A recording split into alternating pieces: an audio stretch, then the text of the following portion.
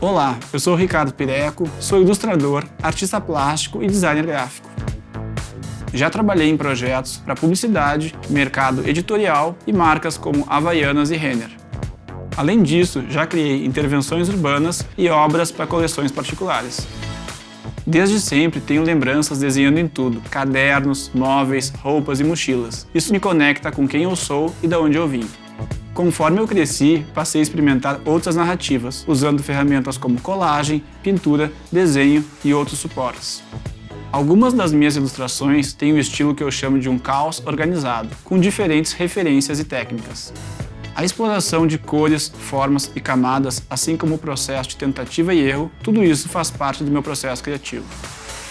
Nesse curso da Doméstica, você aprenderá a criar imagens com narrativas por trás, super preenchidas com cores, elementos e movimento.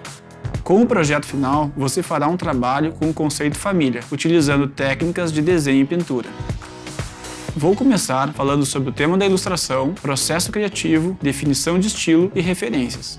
Depois, faremos os primeiros esboços e os estudos de personagens, situações e elementos. Escolhendo a paleta de cores para o projeto, partiremos para o desenho a lápis e a primeira camada de pintura. Preencheremos algumas áreas, enquanto linhas e detalhes serão feitos com a caneta permanente.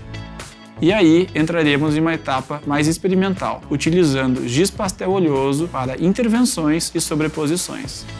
Finalizaremos a obra com verniz fixador e, por fim, darei dicas para a divulgação do seu trabalho.